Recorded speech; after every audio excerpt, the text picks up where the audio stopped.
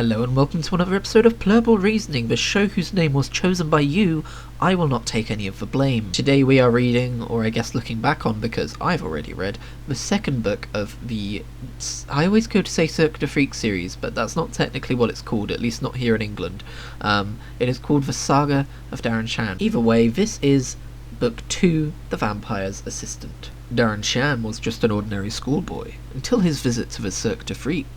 Now, as he struggles with his new life as a vampire's assistant, he tries desperately to resist the one thing that can keep him alive: blood. But a gruesome encounter with a wolfman may change all that. The first thing I noticed about this book is that the writing style is slightly different, except I'm wondering if it's actually the writing's quote-unquote style.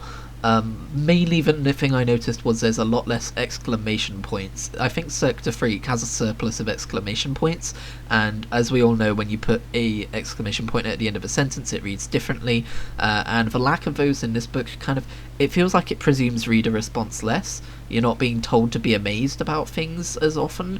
Like, for instance, if you go back to Cirque du Freak, the first book, and you read the actual Cirque du Freak scenes, a lot of it will be like, and then he started running around on his hands, whereas if it was written during The Vampire's Assistant, I think it'd be more, and then he started running around on his hands, you know, that kind of a thing. And I definitely prefer this style. I actually think the book is much more compelling for it. I have to wonder if that was a conscious change, or if this book just went through more rigorous editing than the previous one, or if it's just something that kind of just happened as he wrote more. I don't know. I know in the past Darren has talked about the way that he edits these books, in that he will write a first draft of one, and then instead of going back and redrafting that one over and over again and publishing it, he then goes to work on the next one. So he'll do like the first few books, and then he'll go back to draft one of book one of something, and because of that he'll be able to put in kind of foreknowledge of things that happen in later books, and you start to see that in The Vampire's Assistant. You learn about Ivana through her pots and pans that we talk about later on.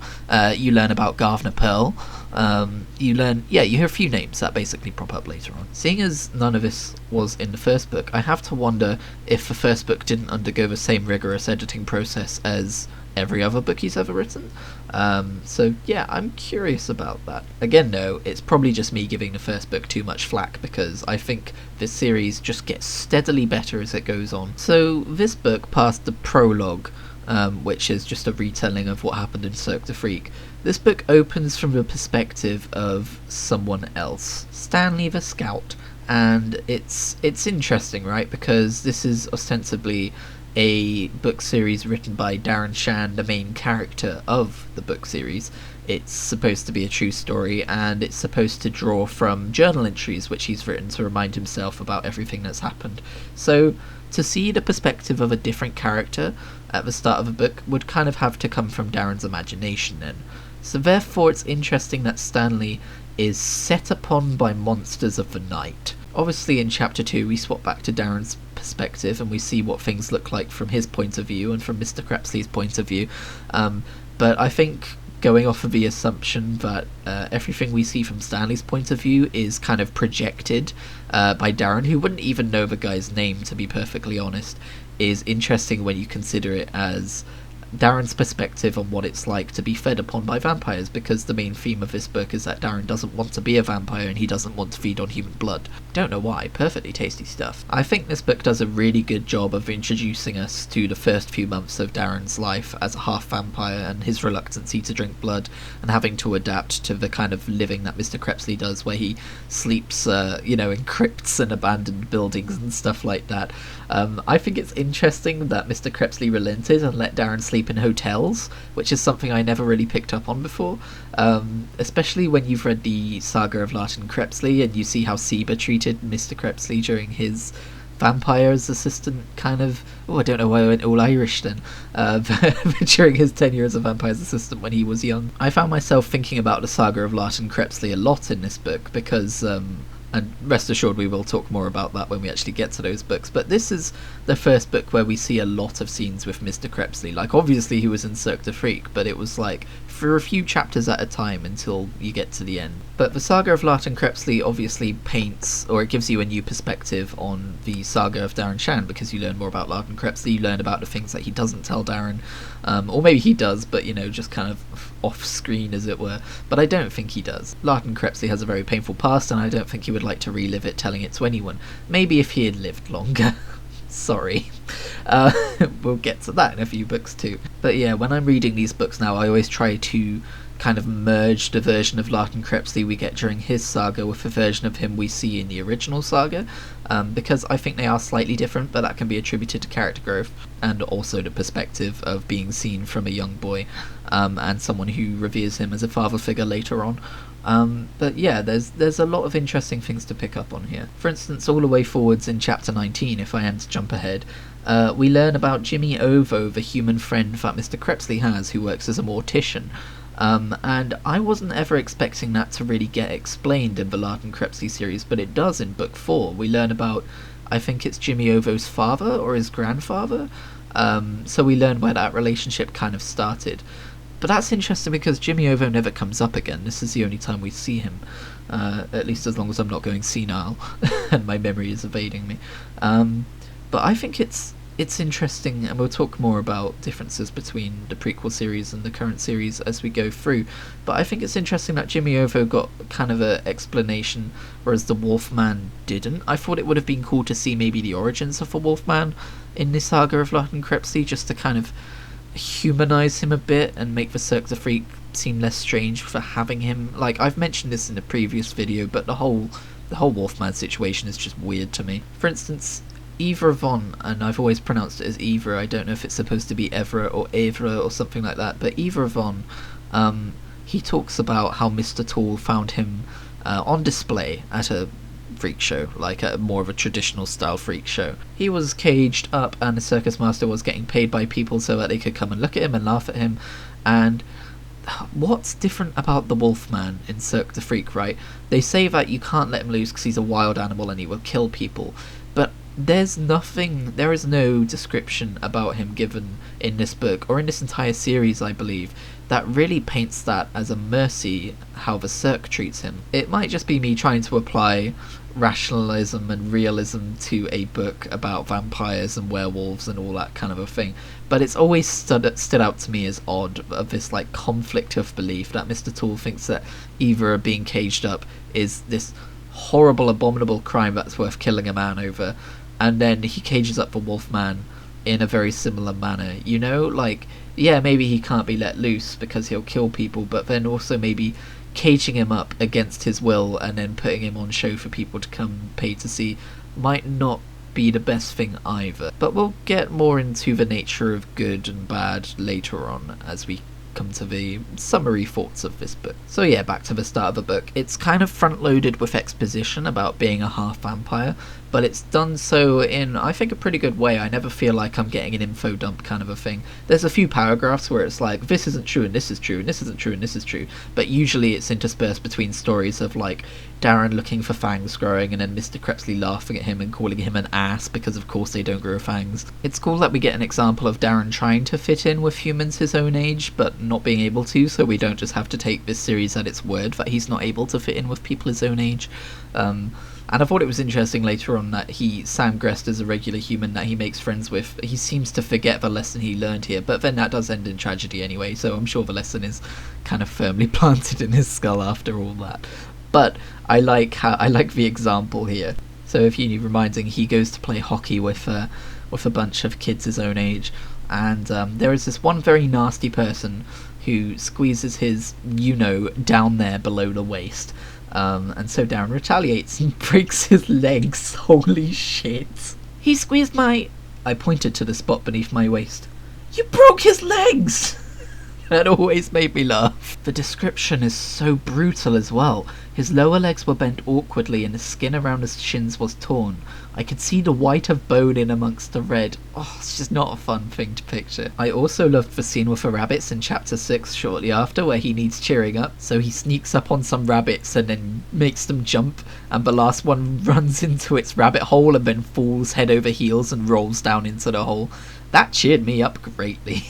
That line, by the way, that cheered me up greatly. I actually bring that up because I didn't even have to write that line down. That sticks out to me, and I guess it's because I've read this series so many times, but there are certain lines in these books where I read them and I recognise them, and I read them in the same cadence that I always have, and I picture it in the same way that I always have, as I was mentioning last episode of this, where I was talking about the locations always being the same and the faces always being the same as I originally remembered them being. It's the same with certain phrases. It's crazy to me that memory works that way, where I can go for years and years and years without even thinking about these books or these particular things that happen in the books, and then I come across one of the phrases and I'm transported back to the first time when I read the book and heard that phrase and what I thought about it. It's so wild. In a similar vein, it's worth jumping ahead and noting that when we get that description of the Cirque camped out in that very kind of rural area, my brain always ignored that and went straight to a very particular place, and that's the same place that I always picture the Cirque being. No matter where they set up camp, no matter how many times they change places, I always picture it being in a certain location, not all that far from my school. And also, while I'm talking about how I pictured things in my mind, Mr. Tool I have always cast as Gene Wilder, specifically from Willy Wonka and the Chocolate Factory. Oh, that's the thing I forgot to mention about the prequels. So also in Chapter 6, Mr. Crepsley said that he was a man when he was blooded. And I remember when the prequel series was announced for Saga of Larkin Crepsley, the first thing I thought was, because there was that preview chapter where he meets Seba Nile in the crypt, and I remember thinking, but wait, I hope Darren hasn't forgotten that he mentioned that Mr. Crepsley was blooded when he was an adult, and obviously in the Saga of Larkin Crepsley we see that he lives out his human teenage years before he gets blooded into a half vampire or a full vampire, however that goes. It's been a while, but yeah, I remember being very concerned about that. Seeing as this book really delves into the beginnings of a relationship between Darren and Mr. Crepsley, I got to say it really did make me smile to read their conversations again. The very formal sounding Mr. Crepsley without any kind of abbreviations, and then the very colloquial Darren, like the teenager, hey, what do you mean by that, kind of a thing. It's something I've missed. I also found it curious in Chapter 7 when Darren asks about the vampire gods. Something I've not really considered is that the gods of the vampires are never explained or never really discussed much outside the idea of an afterlife. They're always talking about the afterlife of Vampire Paradise and how you get there, of the value of being a good vampire and everything. And the vampire gods are always mentioned in those conversations, but they're never given names. They never have like rules or anything like that, and I imagine that the ambiguity of that is actually part of the pseudo-religion that the vampires actually have around the vampire gods. I don't think they're the kind of people to stop and think about what their gods would be like and write all of that down and stuff like that. But yeah, I thought that was curious. I kind of thought about that for a bit, and then I came to the conclusion that I think that's by design. One of the main things I took away from this book the first time that I read it was how much of a novelty it was that the characters that we first met in the first book, Cirque du Freak, are being more further explored here. Like the Snake Boy, we're meeting the Snake Boy. He has a name and a personality and everything, and getting to see how the Cirque works behind the scenes was definitely a delight to me, because I was so familiar with the first book having studied it, and I think it was a few months at least before I could get my hands on book 2. In fact, I might have reread the first book before I went on to book 2, because I think I got the first 3 books as a thing. So yeah, that's interesting to think about. In Chapter 8, Hans mentions that if he had a gold coin for every vampire that he met, or every half vampire that he met, he would have 29 gold coins. I find it hard to believe that Hans has met 29 half vampires. I think the Cirque du Freak in this book is teed up as being like this haven for vampires and this place that they always visit, but I don't think that's ever further explored. Then again, he's probably just telling tall tales. The dialogue between Darren, Eva and Sam Grest when they first meet him is very true to their ages, to the point where it's so innocent it almost makes you cringe. Maybe that's just because I'm remembering my own experiences, but I mean, I even had a friend called Sam around that age, so I have trouble not picturing him because he was very similar to Sam Grest in a lot of ways too. But yeah, there's something very genuine about the character of this wise-ass kid who's slightly younger than the other two, who is very hyper, who is constantly talking and trying to sound smart. Actually, Sam might have been me. Darren very well captures the essence as well of what it's like being a kid, in how quickly you can make friends and how you can kind of like, I don't know, I've never joined a circus, but how something can become normal, how quickly a change in your life can become normal, like adapting to my first year in secondary school, I guess is what I would say this is similar to, of quickly making a new friend, and then another new friend, so there's a new dynamic to the friend group, and then quickly adapting to that and making friends with that person as well, and how things like play out slightly differently now that there's three of you, and I don't know, it's all very familiar to me. I love the line at the end of this chapter where Darren says that him and Evra followed slowly, laughing gently, feeling much older and wiser than we were. So shortly after that, Mr. Tiny visits the Cirque du Freak for the first time with his little people. And I always loved Eva's reaction. Sorry, I said Evra a minute ago. Maybe I do it interchangeably. But I always loved Eva's reaction to him of like being like terrified of him. But I can't take it seriously because one of the first things he says is, "That's the other thing about him. He asked people to call him Des. So? His last name's Mr. Tiny. So? Put it together. Mr. Destiny! Whoa, dude." It's like a stoner moment. I like that Mr. Destiny told Darren... fuck's sake. I like that Mr. Tiny told Darren that his face seems familiar, which is some foreshadowing for the very end of the series. I have a lot of questions about that because on his website, I think it's in the notes for Tunnels of Blood, Darren mentions that he originally only planned for this to be like a 3 or 4 book series, but it grew. But then later on, he also mentions that he had plans for it to be a 24 book series until about book 11, and then he decided to kind of stop it as a 12 book series, which we'll talk more about later. My question then, is this supposed to be foreshadowing for the very end of the series where it's revealed that Darren is Mr. Tiny's son? Or is it supposed to be a nod to the fact that Mr. Tiny would have been whispering in Darren's ear through magical means or other things when he was trying to get his ticket to the Cirque du Freak, and those events were very heavily influenced by Desmond? Because on the one hand, I think it's more likely that the second of those two scenarios is what Darren was going for here, but on the other hand, I think given the way that things shook out and the way that the story ended up, I think it's much more apt that it's foreshadowing for the revelation that Darren is Mr. Tiny's son. And then, when Darren pushes Mr. Tiny threatens him by saying, "Nothing in life is forever, not even the human form." Oh damn!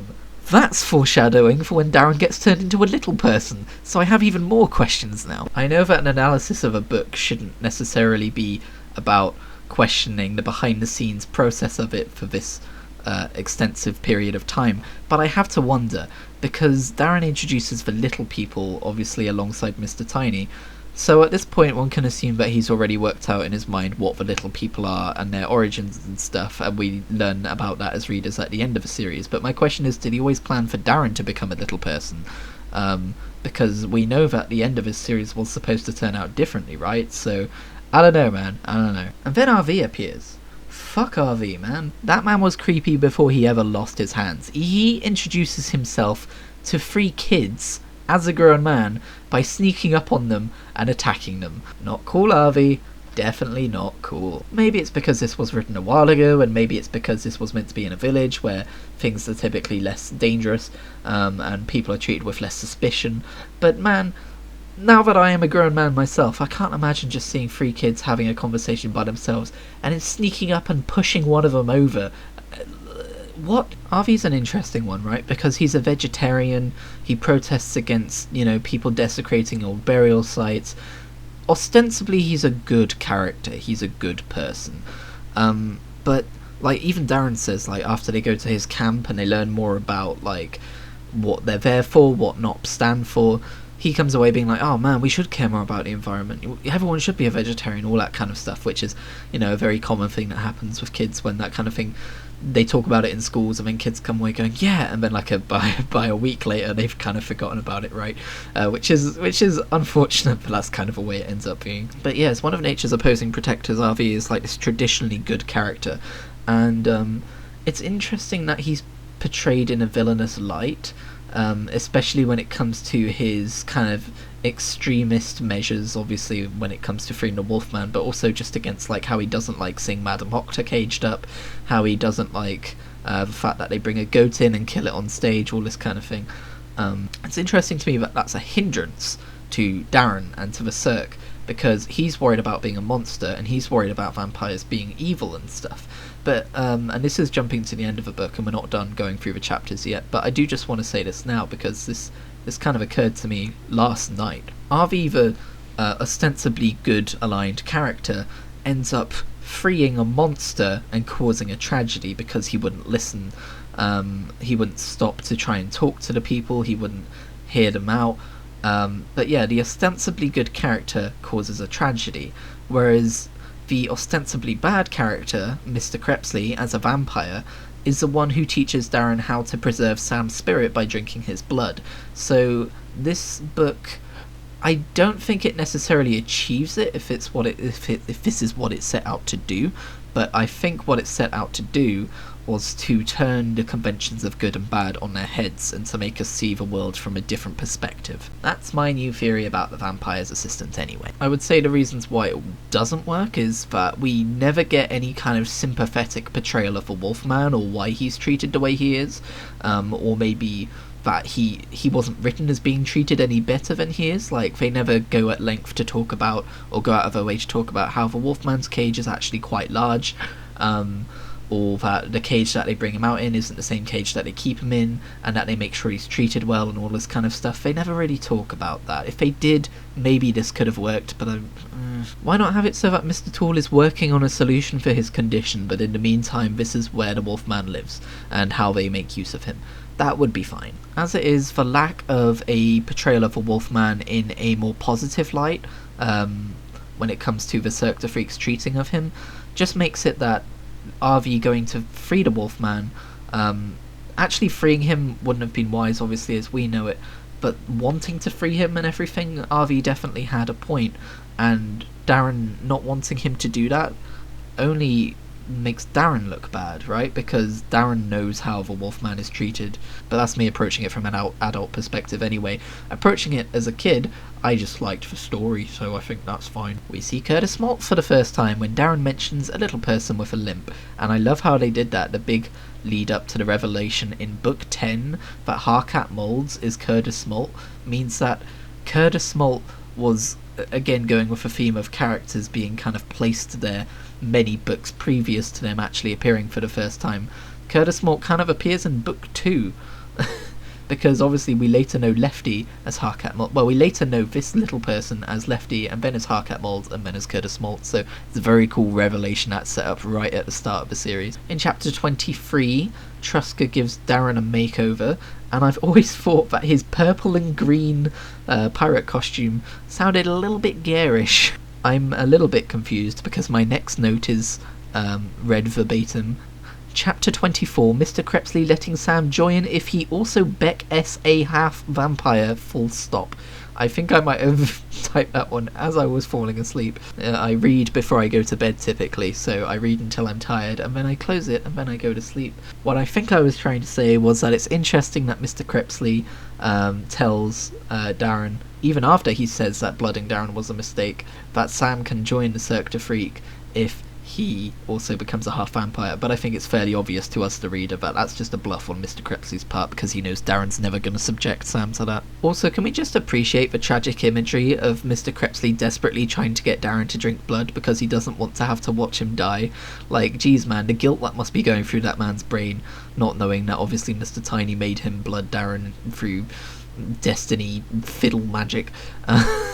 Now just imagine him playing the fiddle. At the end of chapter 25, Darren foreshadows the end of the book, as he does a few times throughout this book, as saying that if he knew what lay ahead, he would never return to the Cirque du Freak, and then he refers to it as that foul circus of blood, that dreadful circus of death. This is the only time I believe we ever hear Darren refer to the Cirque du Freak in a negative light in the entire series, which is interesting, because before now and after now he always kind of portrays the Cirque du Freak as like this sanctuary, this place where he can go and be himself, this home where his friends and his family are. So it's interesting to think that at some point he would have pictured it in a bad light. Like I mentioned in the first video, that he never retroactively blames Anna for walking in and getting the spider to bite Steve, because when he's telling the story, he's saying, you know, she did what any girl would have naturally done in that situation. She screamed. But here, from that same perspective, he's referring to the sect freak in a negative manner, so I think that's worth pointing out. I thought it was very out of place in chapter 27 when Mr. Toole said that after RV found Darren killing the sheep at the farm and stealing the sheep, that he should have killed RV? By all rights, you should have killed him. Really? Really? To be fair, Darren then says, I'm not a murderer, and Mr. Toole sighs and says, me neither, but... Really? I don't know, man, just seems out of place to me. Also...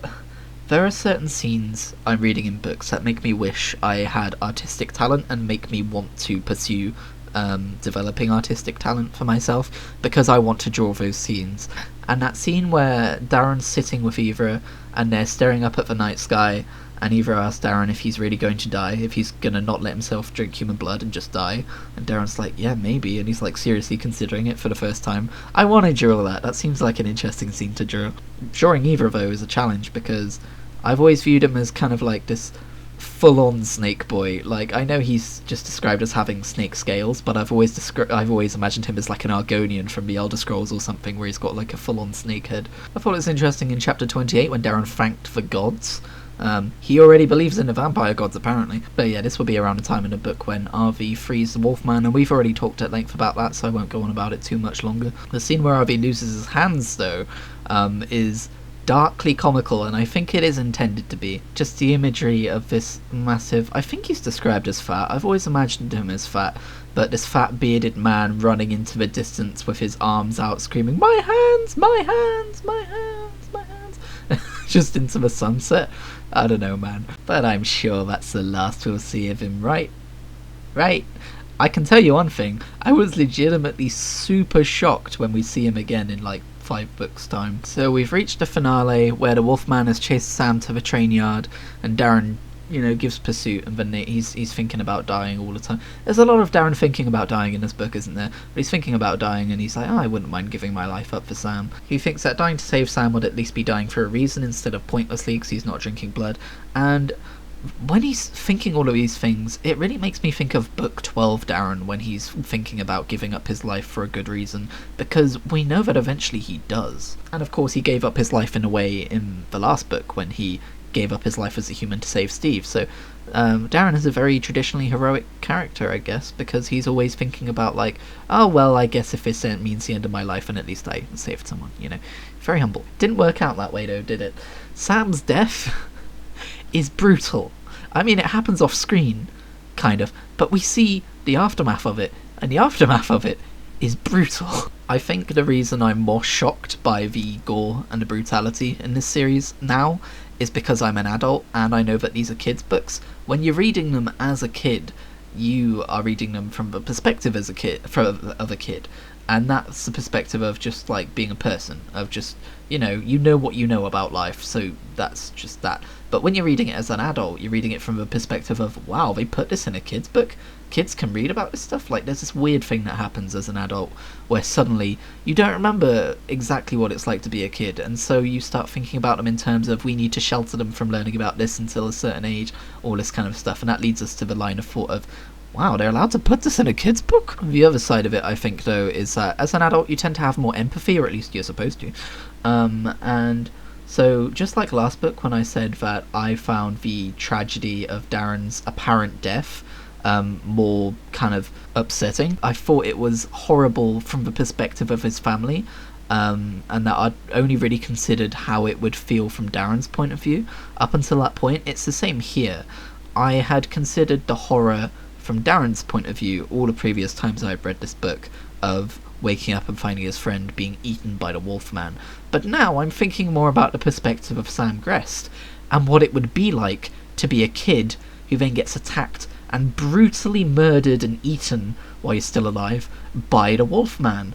And that's far more gruesome and horrible. Cherry on the top for being deathly afraid of the Wolfman in the days preceding this event. I have to say though, all of the subplots of this book come together perfectly at the end, because then you've got Darren's vampiric hunger returning as well, and everything Mr. Crepsley told him about keeping the spirit alive and it being a good thing, it all wraps up very neatly. For a long time that's all I could do, howl and scream and cry like the wild animal of the night which I'd become. Okay, well, neatly in the sense of a reader, not in the sense of Darren's emotion. One last criticism I will levy at this book, though, is that when Mr. Tall appears and it's like, oh, thank God, the Wolfman's okay, and they take him away, for a brief minute, Darren considers ordering the Wolfman's death, but then he's like, no, that would be cruel, he's just mad.